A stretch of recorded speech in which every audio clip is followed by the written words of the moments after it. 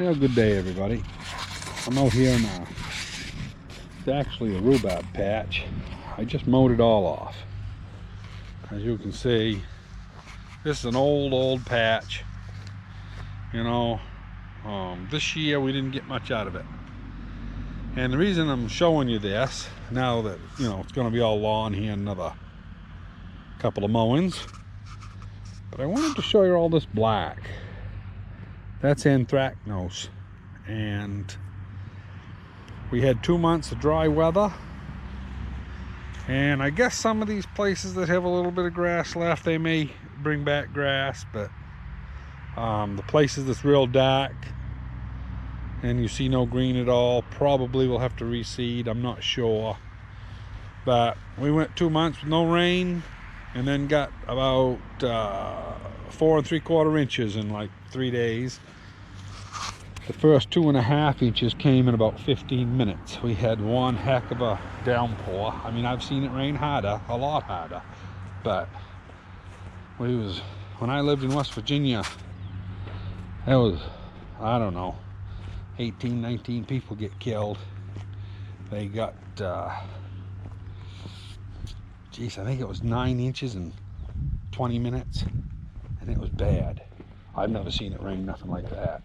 But anyway, yeah, so the reason I'm going down back here, I've been mowing, as you can see, and my mower's got a skip. Don't know what happened. When it got hot, it started skipping. I have never changed plugs in this, so all I've done is change the oil and grease it, and I'm finally to the point where I just took the hood off it, and I'm gonna go in and get a compressed air tank. It's easier than getting the hose all run out here. I'm going to blow out around these before I take them out. Hopefully they'll come out. Like I say, they're all mismatched. I don't know if they're the same type, different type of spark plug wires. It's whatever was on it when I got it. So I'll be back in a minute. Yeah, everybody, as you can see by that spark plug, there's shit all around it.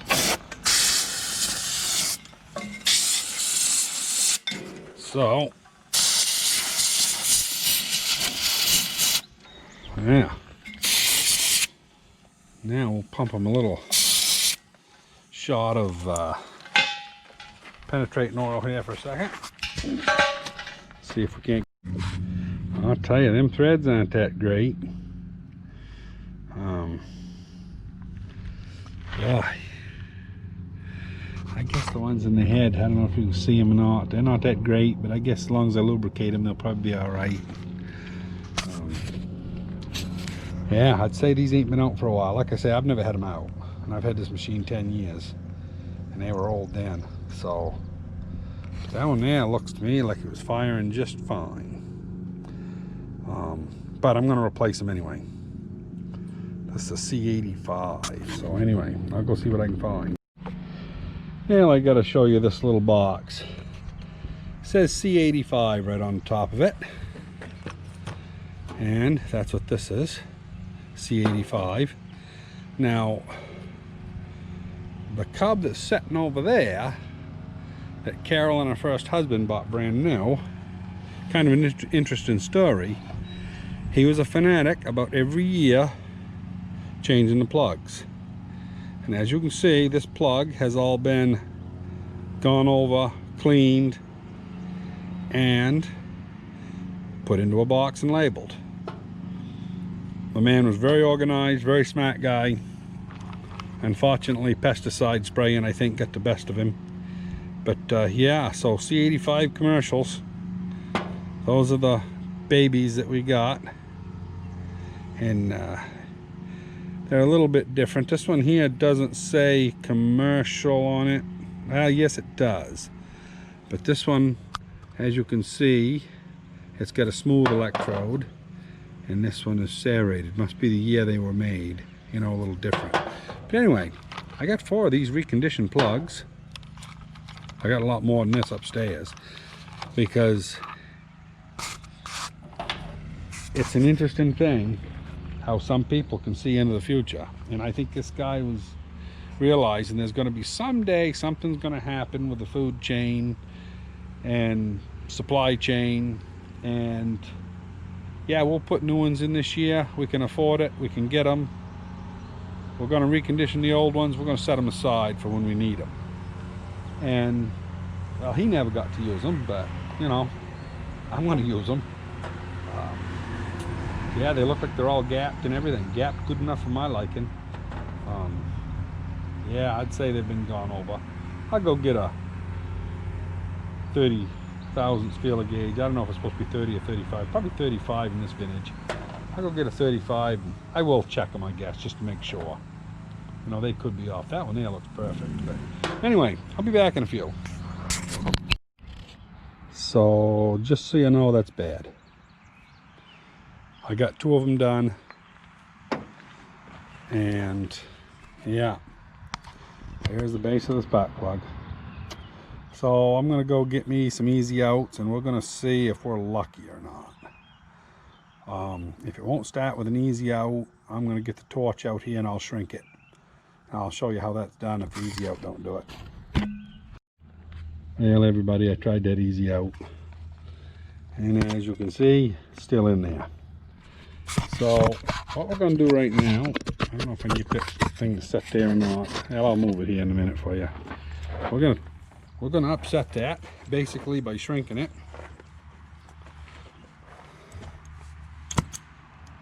And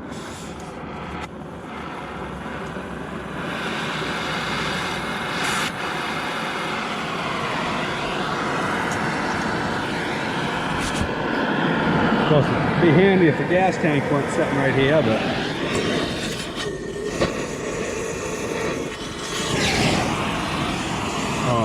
let's see, I gotta get into that different. There we go. There we go.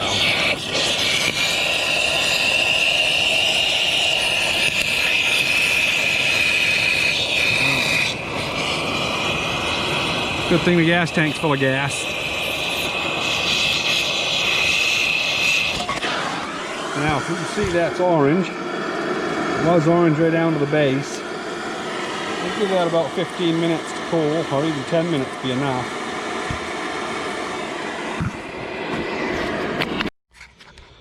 So what we did, yeah, gas tank's not even hot. Like I say, you gotta make sure you got fuel in the tank, or you'll be in big trouble. But what that does, it turns everything cherry red. Of course, it has to expand, and the head's not going to expand. It's just like trying to expand it in a die. So what it does is it crushes itself because it's orange. Of course, it'll displace it, so it'll squeeze itself up as it's hot, and then as soon as you take the heat away from it, it cools and shrinks.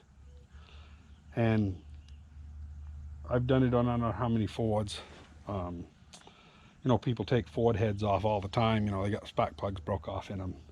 I've never taken a head off. I just run a torch in there, make sure the piston's back, run a torch in there, turn it cherry red. As a matter of fact, Ford's easier than this. I don't have a gas tank sitting on top of it. And them Fords, they're easy, you know. Matter of fact, I've never had to do one twice, but I've always been able to get it a little hotter than I did this. I was a little concerned about the gas tank, I won't lie.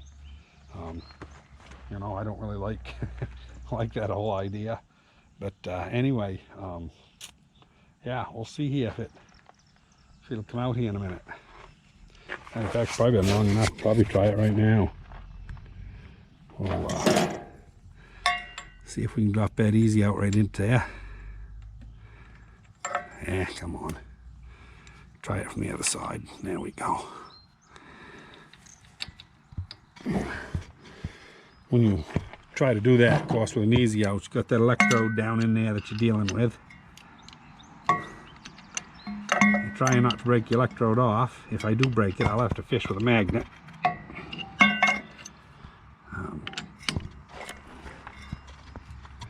That damn thing ain't biting for some reason. It will bite though, because I had all I could pull on this adjustable a little bit ago. There she goes. Let me see here if that'll break loose. I'm gonna have to let go of the camera.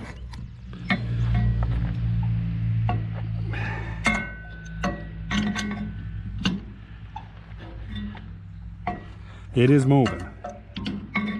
So it shrunk it enough that it's coming. I'm not saying it's coming good, but it's coming. Matter of fact, I'm gonna put a little more of this PB blaster on it and let it set for a minute. Now that it's loose, yeah, it run right out of the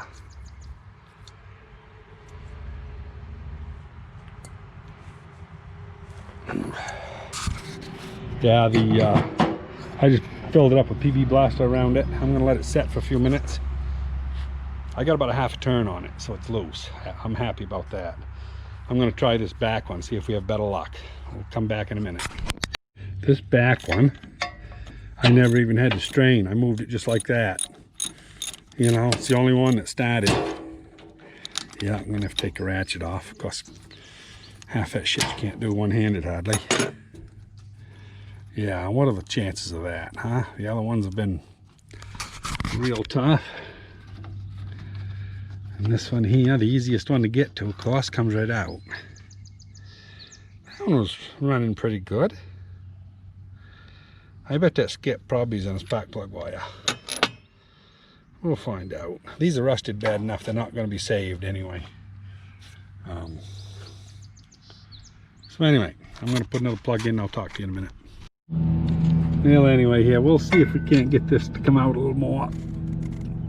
Oh, Jesus. Now it don't want to move. We might have to heat that again. Yeah. I did move it for half a turn, so that's a good thing. I got the other plugs all in. We've just got one problem child. This time I'm gonna turn the camera off here while I heat it. So I gotta make sure the flame goes where it belongs, since we've got a gas tank sitting on top.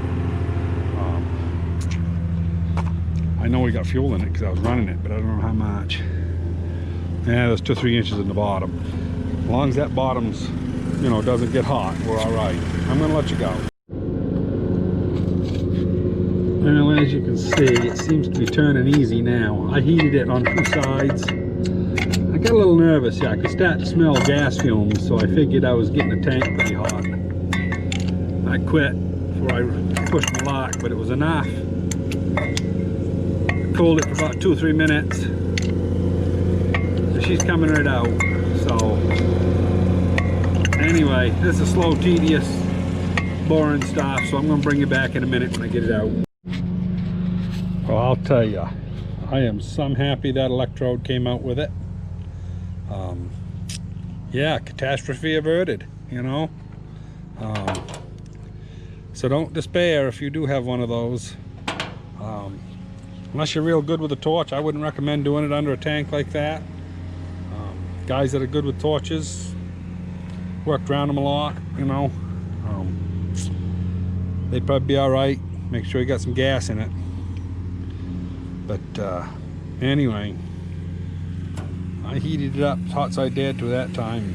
It came out real easy. So anyway, I'll put my last plug in. We'll see if this thing will run. Well, anyway,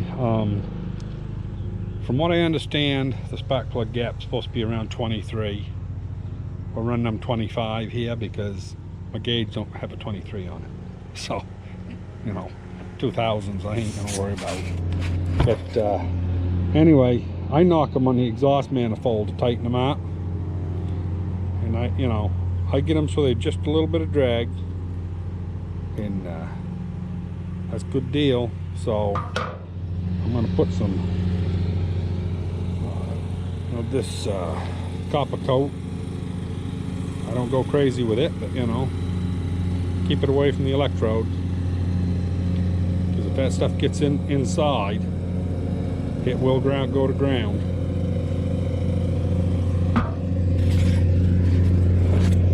So I'll tell you, I'm friggin' happy that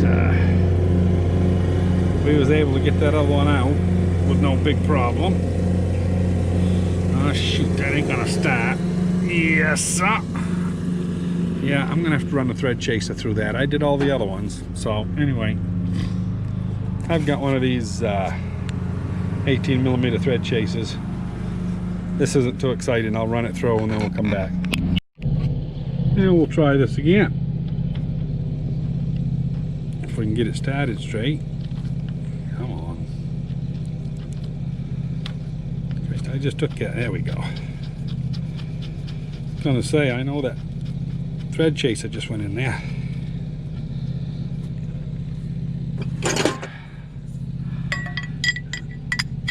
Now. Oh, yeah. Okay.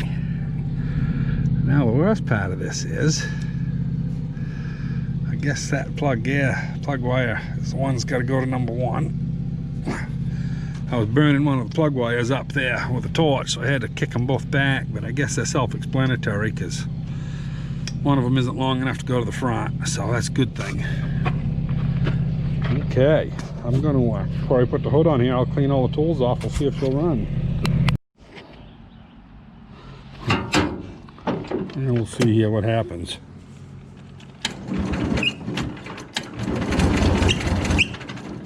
Huh.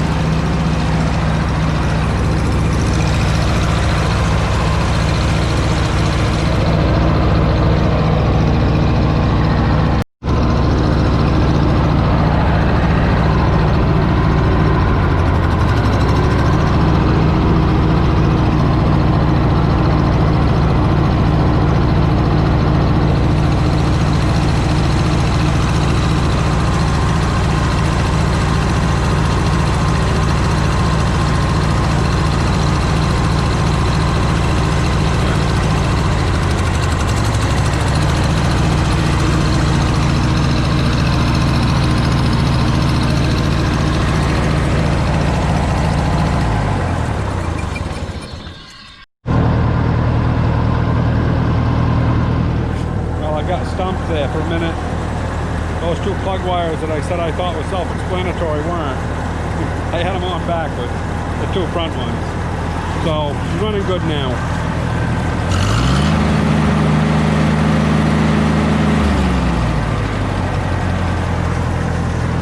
So, what started out to be a simple 5-minute job, you know, I developed a skip, thought I'd go ahead and change the plugs, and I still don't know if the skip was the plugs or if I got a bad plug wire. But anyway, yeah, took enough tools to change the plugs, you know. But anyway, it is what it is, you know. I'm gonna put the hood onto it and go back to mowing. Hope you enjoyed, and you know, heating that plug like that, maybe you might even learn something if you've never done it. Pretty simple. Just make sure your aluminum piston or whatever piston's in there is away from the top of the stroke so that you don't melt a hole in your piston, because people don't realize how much heat they've got going there, and yeah, you can get into trouble. But other than that, pretty straightforward. So I hope you enjoyed. Talk to you later. Hello everybody, as you can hear, it's running pretty good.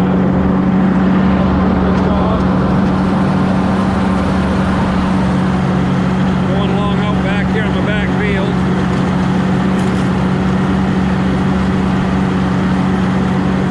Anyway, pretty happy. Hope you enjoyed. Don't hesitate to subscribe if you like it. And don't forget to hit the thumbs up. We'll talk to you later. Hey everybody, I don't know if you could hear me or not when I was running the tractor here a little bit ago, but runs the best it has since I've owned it. Apparently one of them plugs has been bad for a long time, even though it didn't look it. Anyway, hope you enjoyed the video. We'll talk to you later.